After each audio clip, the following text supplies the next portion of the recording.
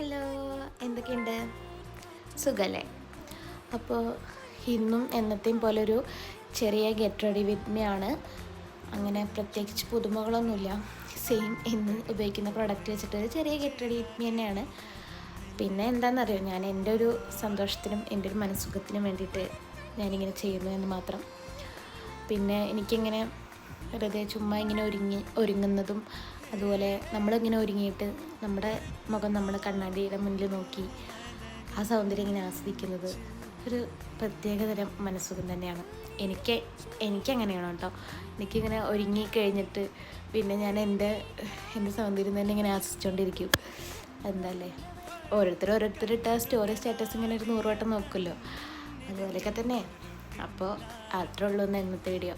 അപ്പോൾ അടുത്തൊരു വീഡിയോയിൽ അടുത്തൊരു വിശേഷമായിട്ട് വരാം. ബൈ.